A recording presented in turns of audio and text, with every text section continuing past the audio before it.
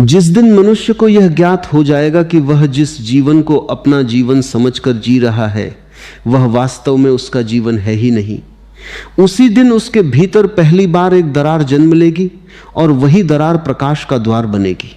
क्योंकि अभी जो कुछ भी तुम अपने बारे में जानते हो वह उधार है। किसी ने कहा तुम शरीर हो, तुमने मान लिया। किसी ने कहा तुम नाम हो, तुमने मान लिया।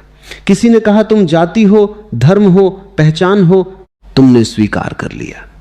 लेकिन कभी तुमने यह जानने का साहस नहीं किया कि जो भीतर मौन बैठा है वह कौन है। वही मौन 3 अक्षरों का वह रहस्य है जिसे ऋषियों ने कभी शब्दों में पूरी तरह प्रकट नहीं किया, क्योंकि शब्द जैसे ही किसी सत्य को छूते हैं सत्य छोटा हो जाता है और जो अनंत है उसे किसी भाषा में बांधा नहीं जा सकता। फिर भी दया से भरे जागृत पुरुषों ने संकेत दिए, प्रतीक दिए, कथाएं दी, ताकि कोई प्यासा आत्मा उन संकेतों के सहारे अपने भीतर उतर सके।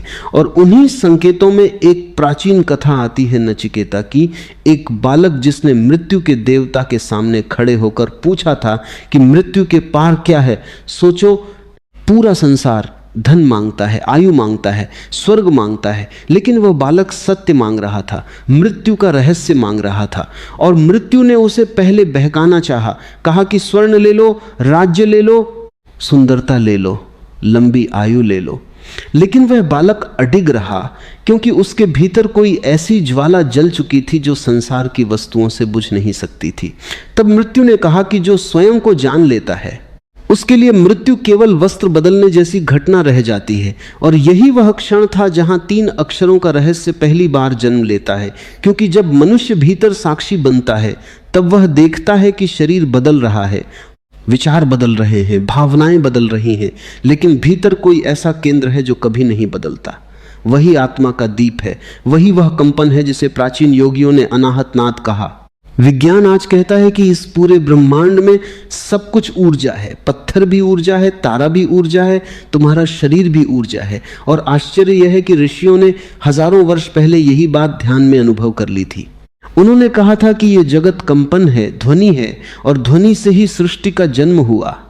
जब कोई साधक गहरे ध्यान में उतरता है तो उसे भीतर एक सूक्ष्म ध्वनि सुनाई देने लगती है जो कानों से नहीं सुनी जाती, वह हृदय की निस्तब्धता में प्रकट होती है। और वही 3 अक्षरों का महामंत्र है जिसे किसी मंदिर की दीवार पर नहीं लिखा गया, क्योंकि यदि वह शब्द बन जाता तो लोग उसे रटने लगते और उसका सार खो जाता। इसलिए ज्ञानी सदैव कहते रहे कि मंत्र का अर्थ उच्चारण नहीं, अनुभव है। और अनुभव तभी होता है जब मन शांत हो। लेकिन मनुष्य का मन शांत नहीं है, उसका मन एक बाजार है, हजारों आवाजें उसमें एक साथ चल रही हैं। इच्छाएं, भय, स्मृतियां, क्रोध, तुलना, ईर्ष्या, और इसी भीड़ में उसकी वास्तविक चेतना दब गई है। इसी कारण आज मनुष्य के पास सब कुछ है लेकिन शांति नहीं। विज्ञान ने चंद्रमा तक पहुंचा दिया, लेकिन स्वयं तक पहुंचने का मार्ग अभी भी अंधकार में है। और यही सबसे बड़ा दुख है। इतिहास गवाह है कि जब भी मनुष्य केवल बाहरी उपलब्धियों में खो गया तब भीतर की रिक्तता ने सभ्यताओं को तोड़ दिया। रोमन साम्राज्य शक्तिशाली था लेकिन भीतर से खोखला हो चुका था, इसलिए गिर गया। महाभारत का युद्ध केवल भूमि का युद्ध नहीं था, वह चेतना के पतन का परिणाम था। जब मनुष्य भीतर से अंधा हो जाता है तब बाहर विनाश जन्म लेता है। और यही कारण है कि कृष्ण ने युद्ध भूमि में अर्जुन को तलवार से अधिक ध्यान का ज्ञान दिया। उन्होंने कहा कि जो स्वयं को जान लेता है वही वास्तव में कर्मयोगी है, क्योंकि तब कर्म बंधन नहीं बनता, फिर जीवन एक लीला बन जाता है। और अर्जुन का भ्रम केवल उसका भ्रम नहीं था, वह हर मनुष्य का भ्रम है। हर व्यक्ति किसी न किसी कुरुक्षेत्र में खड़ा है जहां उसे अपने भीतर के अंधकार और प्रकाश के बीच निर्णय लेना है। लेकिन निर्णय तभी संभव है जब भीतर जागरण हो, और जागरण अचानक नहीं आता, उसके लिए भीतर उतरना पड़ता है। जैसे कोई गोताखोर समुद्र की सतह को छोड़कर गहराई में उतरता है, वैसे ही साधक को विचारों की सतह छोड़नी पड़ती है। और जैसे जैसे वह भीतर उतरता है उसे अनुभव होने लगता है कि वह शरीर नहीं है, क्योंकि शरीर तो प्रतिक्षण बदल रहा है। 7 वर्ष में शरीर की लगभग सारी कोशिकाएं बदल जाती हैं, फिर भी तुम्हें लगता है कि तुम वही हो। कौन है जो इस परिवर्तन के बीच अपरिवर्तित बना हुआ है? विज्ञान उसे अभी चेतना कहकर रुक जाता है, लेकिन ऋषियों ने उसे आत्मा कहा, और आत्मा कोई वस्तु नहीं, वह शुद्ध उपस्थिति है। वही उपस्थिति बुद्ध के भीतर प्रकट हुई थी। जब वह बोधि वृक्ष के नीचे बैठे थे, कई दिनों तक मौन में बैठे रहे, भीतर के सारे तूफान गुजर गए, इच्छाएं आईं, भय आए, स्मृतियां आईं, लेकिन वह केवल देखते रहे, और जिस क्षण देखने वाला पूर्ण जाग गया, उसी क्षण सिद्धार्थ बुद्ध हो गया। और उस रात उन्होंने कहा कि संसार दुख नहीं है, अचेतना दुख है। मनुष्य दुखी इसलिए नहीं है कि जीवन कठिन है, वह दुखी इसलिए है क्योंकि वह स्वयं से अनजान है। यदि तुम स्वयं को जान लो तो वही संसार जो नरक लगता था, वही दिव्यता का नृत्य बन जाता है। और यह केवल दर्शन नहीं, ये अनुभव है। हिमालय की गुफाओं में बैठे साधक इसे अनुभव करते रहे, सूफी फकीर इसे प्रेम में अनुभव करते रहे, संत इसे भजन में अनुभव करते रहे, लेकिन अनुभव का केंद्र एक ही था, स्वयं को खोकर स्वयं को पा लेना। और यही सबसे बड़ा विरोधाभास है कि जब तक तुम स्वयं को पकड़े रहते हो, तब तक तुम सत्य से दूर रहते हो। जिस दिन तुम भीतर खाली हो जाते हो, उसी दिन ब्रह्मांड तुम्हारे भीतर उतरने लगता है। इसी कारण प्राचीन मंदिरों को केवल पूजा के लिए नहीं बनाया गया था, वे ऊर्जा केंद्र थे। उनके गर्भगृह इस प्रकार निर्मित किए जाते थे कि वहां ध्वनि और मौन का विशेष कंपन पैदा हो। जब कोई व्यक्ति वहां आंख बंद कर बैठता था तो धीरे धीरे उसका मन शांत होने लगता था। लेकिन आज मनुष्य मंदिर जाता है और केवल मांगता है, जबकि मंदिर का उद्देश्य मांगना नहीं, स्वयं को मिटाना था। क्योंकि जहां मांग है वहां मन है, और जहां मन है वहां दूरी है। ईश्वर और तुम्हारे बीच सबसे बड़ी दीवार तुम्हारा मन है, और ये मन निरंतर अतीत और भविष्य में भागता रहता है। कभी उसने वर्तमान को नहीं जाना, जबकि सत्य केवल वर्तमान में उपलब्ध है, अभी और इसी क्षण। लेकिन वर्तमान इतना सूक्ष्म है कि मन उसे पकड़ नहीं सकता, इसलिए ध्यान की आवश्यकता है। ध्यान का अर्थ किसी विशेष मुद्रा में बैठना नहीं, ध्यान का अर्थ है पूर्ण जागरूकता, चलते हुए जागरूक, बोलते हुए जागरूक, खाते हुए जागरूक। और जब ये जागरूकता गहरी होती जाती है, तब भीतर एक अद्भुत मौन जन्म लेता है। वही मौन 3 अक्षरों का वास्तविक महामंत्र है। उसे बोला नहीं जा सकता, केवल जिया जा सकता है। और जिसने उसे जी लिया, उसके लिए मृत्यु भी उत्सव बन जाती है। इसी सत्य को समझाने के लिए एक प्राचीन कथा कही जाती है कि एक बार एक साधु श्मशान में बैठा था। लोग भयभीत होकर उससे पूछने लगे कि तुम यहाँ क्यों बैठे हो? उसने कहा, क्योंकि यहाँ आकर मनुष्य का झूठ टूट जाता है। यहाँ राजा और भिखारी दोनों राख बन जाते हैं। यहाँ अहंकार का अंत दिखाई देता है, और जो मृत्यु को समझ लेता है वह पहली बार जीवन को समझता है। क्योंकि तब वह तुच्छ बातों में ऊर्जा नष्ट नहीं करता, तब उसका जीवन प्रार्थना बन जाता है, प्रेम बन जाता है, करुणा बन जाता है। और करुणा केवल नैतिकता नहीं है, करुणा जागरण की सुगंध है।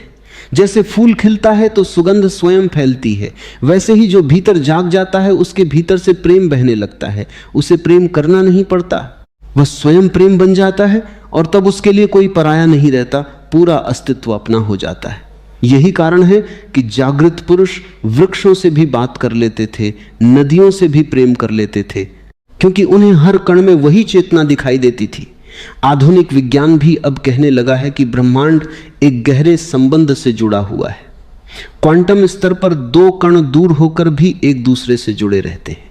ऋषियों ने इसे हजारों वर्ष पहले कहा था कि सब एक है, विभाजन केवल मन का भ्रम है। और जब यह भ्रम टूटता है तब भीतर अद्भुत स्वतंत्रता जन्म लेती है। फिर कोई बंधन नहीं रहता, न भय, न लालच, न ईर्ष्या, केवल एक शांत आकाश बचता है। और उसी आकाश में पहली बार मनुष्य अपने वास्तविक स्वरूप को देखता है। जैसे शांत झील में चंद्रमा स्पष्ट दिखाई देता है, वैसे ही शांत चेतना में आत्मा का प्रकाश प्रकट होता है। लेकिन इस यात्रा में साहस चाहिए, क्योंकि भीतर उतरना आसान नहीं। वहां तुम्हें अपने सारे मुखौटे गिराने पड़ेंगे।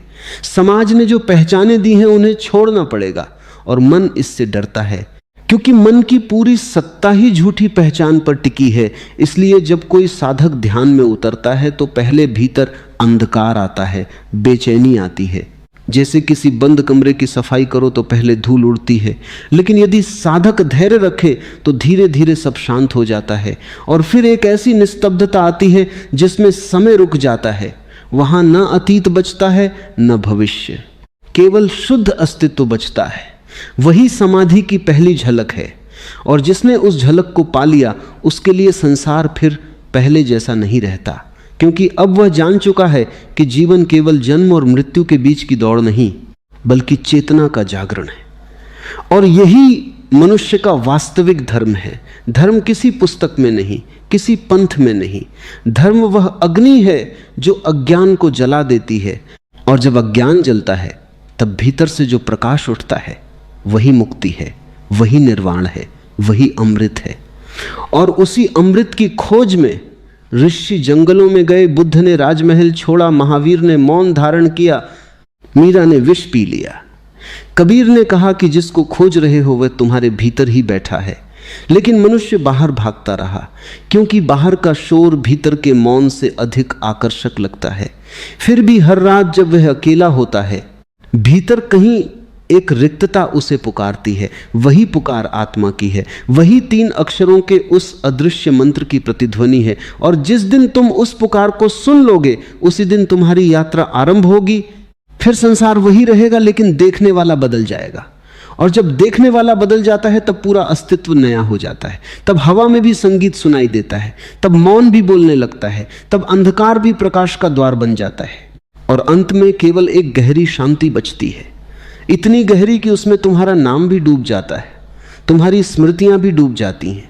केवल शुद्ध चेतना बचती है और वही अंतिम सत्य है। जिस क्षण मनुष्य यह देख लेता है कि उसके भीतर जो निरंतर बोल रहा है वह उसका वास्तविक स्वरूप नहीं बल्कि केवल स्मृतियों का संग्रह है, उसी क्षण उसकी आध्यात्मिक यात्रा का दूसरा द्वार खुलता है। क्योंकि अब तक वह जिस आवाज को अपना मानता था वही उसकी कैद थी, वही उसकी बेचैनी थी, वही उसका भय था।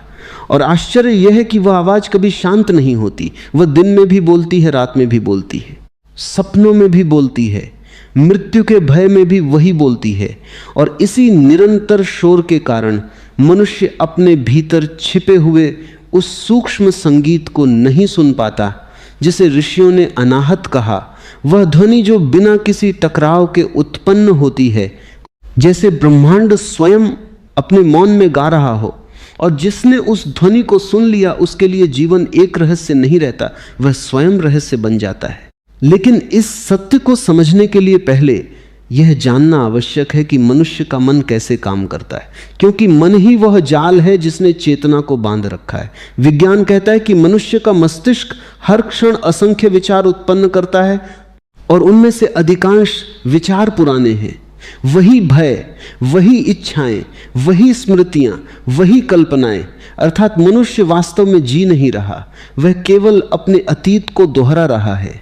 और इसी कारण उसके जीवन में ताजगी नहीं बचती, उसकी आंखों में विस्मय नहीं बचता, उसका हृदय धीरे धीरे पत्थर बन जाता है। जबकि एक बालक को देखो, उसकी आंखों में पूरा आकाश चमकता है, क्योंकि वह अभी मन के बोझ से दबा नहीं, वह वर्तमान में है और वर्तमान ही परमात्मा का द्वार है। लेकिन जैसे जैसे समाज उसे शिक्षा देता है वैसे वैसे उसकी सहजता खो जाती है। उसे सिखाया जाता है कि सफल बनो, दूसरों से आगे निकलो, तुलना करो, प्रतियोगिता करो। और इसी दौड़ में उसका मौलिक अस्तित्व कहीं पीछे छूट जाता है। फिर एक दिन वह सब कुछ पा लेने के बाद भी भीतर खाली रह जाता है, क्योंकि आत्मा को धन से नहीं भरा जा सकता, आत्मा को केवल जागरण से भरा जा सकता है। यही कारण है कि इतिहास के सबसे धनी राजाओं ने भी अंत में विरक्ति अनुभव की। सम्राट अशोक का जीवन इसका गहरा उदाहरण है। कलिंग के युद्ध में उसने विजय प्राप्त की, लेकिन जब उसने युद्ध भूमि पर हजारों शव देखे, जब उसने रक्त से भीगी हुई धरती को देखा, जब उसने माताओं की चीखें सुनी, तब पहली बार उसके भीतर प्रश्न उठा कि यदि यही विजय है तो पराजय क्या होगी। और वही क्षण उसके जागरण का बीज बना। उसने तलवार छोड़ दी, क्योंकि उसे समझ में आ गया कि बाहरी जीत का कोई अर्थ नहीं यदि भीतर शांति न हो। और यही मनुष्य की सबसे बड़ी भूल है कि वह बाहर साम्राज्य बनाता है लेकिन भीतर अंधकार को नहीं देखता। जबकि सच्चा साधक पहले अपने भीतर उतरता है। वह अपने क्रोध को देखता है, अपनी वासना को देखता है, अपने भय को देखता है, बिना भागे, बिना दबाए। क्योंकि जो दबाया जाता है वह और गहरा हो जाता है, और जो जागरूकता में देखा जाता है वह धीरे धीरे विलीन हो जाता है। यही ध्यान का विज्ञान है। ध्यान किसी विश्वास का नाम नहीं, ध्यान देखने की कला है। जैसे आकाश बादलों को गुजरते हुए देखता है लेकिन उनसे प्रभावित नहीं होता, वैसे ही साधक अपने विचारों को देखता है और धीरे धीरे विचारों की पकड़ कमजोर होने लगती है। फिर एक दिन अचानक भीतर एक खालीपन जन्म लेता है, लेकिन वह मृत खालीपन नहीं, वह जीवित शून्य है। उसी शून्य में पहली बार आत्मा का प्रकाश प्रकट होता है। इसी सत्य को समझाने के लिए एक प्राचीन कथा कही जाती है कि एक बार एक युवक एक ज्ञानी के पास गया और बोला कि मैं सत्य को पाना चाहता हूँ। ज्ञानी उसे नदी के किनारे ले गया और अचानक उसका सिर पानी में डुबो दिया। युवक छटपटाने लगा। कुछ क्षण बाद जब उसे बाहर निकाला गया तो ज्ञानी ने पूछा कि अभी तुम्हें सबसे अधिक क्या चाहिए था? युवक ने कहा, केवल हवा। तब ज्ञानी बोला कि जिस दिन तुम्हें सत्य की उतनी ही प्यास होगी जितनी अभी सांस की थी, उसी दिन तुम उसे पालोगे। क्योंकि आध्यात्मिकता मनोरंजन नहीं, अस्तित्व का प्रश्न है। और जब तक मनुष्य के भीतर यह तीव्रता नहीं जागती, तब तक वह केवल शब्दों में भटकता रहेगा। इसलिए प्राचीन आश्रमों में शिष्यों को केवल ज्ञान नहीं दिया जाता था, उन्हें तप से गुजरना पड़ता था, मौन से गुजरना पड़ता था, एकांत से गुजरना पड़ता था, ताकि उनका मन टूटे और चेतना प्रकट हो सके। हिमालय के योगी वर्षों तक बर्फ में बैठे रहे क्योंकि वे शरीर से युद्ध नहीं कर रहे थे, वे मन की सीमाओं को तोड़ रहे थे। आधुनिक विज्ञान ने भी अब यह पाया है कि मनुष्य का मस्तिष्क अपनी आदतों के अनुसार स्वयं को बदलता है। यदि कोई व्यक्ति निरंतर भय में जीता है तो उसका पूरा तंत्र भयग्रस्त हो जाता है। यदि कोई व्यक्ति ध्यान करता है तो धीरे धीरे उसके भीतर शांति की नई संरचना बनने लगती है। अर्थात ध्यान केवल आध्यात्मिक अनुभव नहीं, वह शरीर और मस्तिष्क दोनों को रूपांतरित करता है। लेकिन ध्यान का सबसे गहरा प्रभाव यह है कि वह मनुष्य को स्वयं से मिलाता है, और स्वयं से मिलना सबसे कठिन कार्य है, क्योंकि वहां कोई भीड़ नहीं होती, वहां कोई सहारा नहीं होता, वहां केवल तुम होते हो और तुम्हारा मौन होता है। इसी कारण अधिकांश लोग अकेले होने से डरते हैं। वे निरंतर किसी न किसी शोर में जीना चाहते हैं, क्योंकि जैसे ही मौन आता है भीतर की रिक्तता सामने आ जाती है। लेकिन वही रिक्तता द्वार है, वही वह गर्भ है जहां से जागरण जन्म लेता है।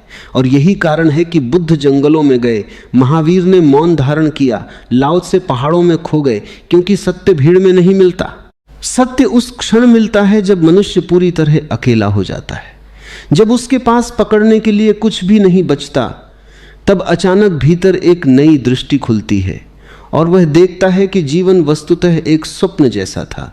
लोग आते रहे, चले जाते रहे, इच्छाएं उठती रहीं, मिटती रहीं, शरीर बदलता रहा, समय बहता रहा, लेकिन भीतर कोई ऐसा केंद्र है जो कभी नहीं बदला।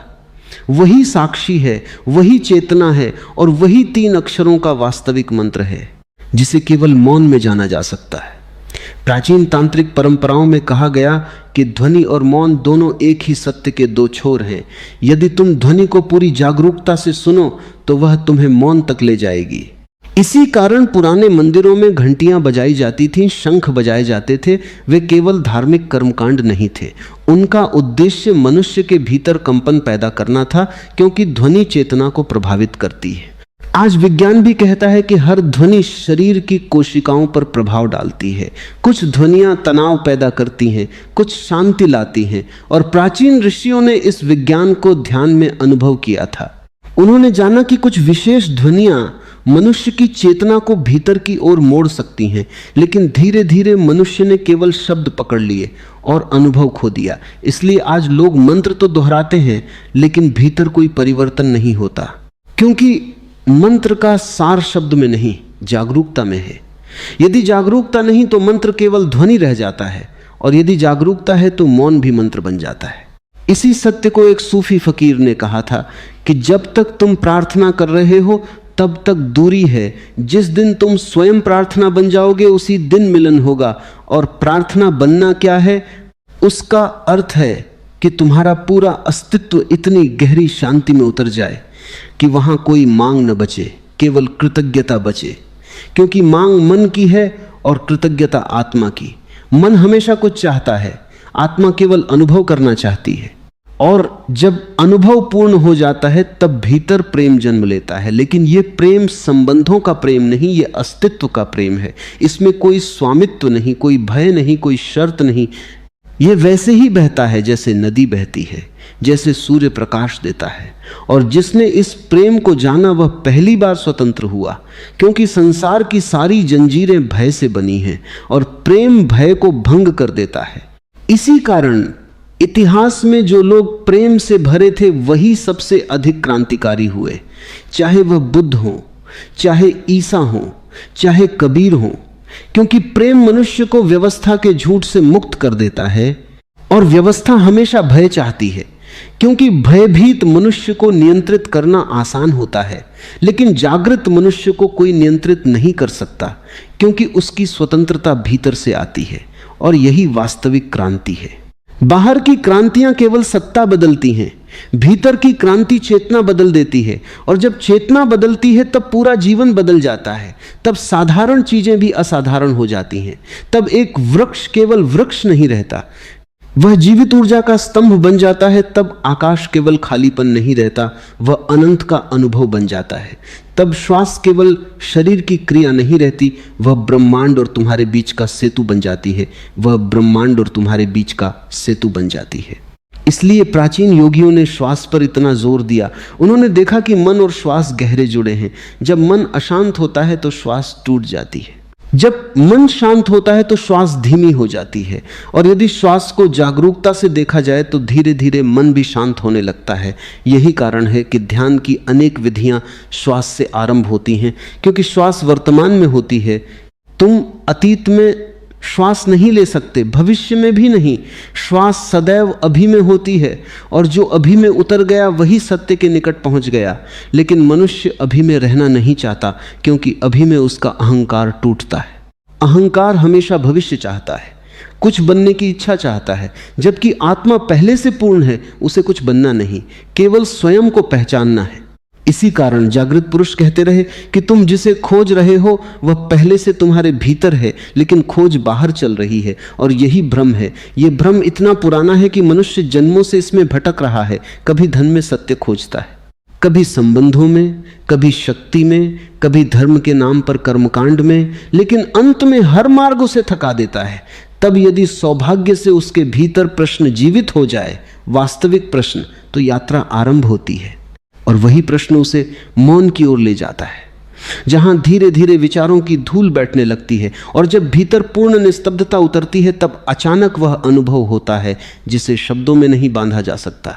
जैसे भीतर हजारों सूर्यों का प्रकाश फूट पड़ा हो और फिर भी आंखों में शांति हो, जैसे सब कुछ समाप्त हो गया हो और फिर भी पहली बार जीवन प्रारंभ हुआ हो। और उस क्षण साधक जान लेता है कि वह कभी जन्मा नहीं था और कभी मरेगा नहीं।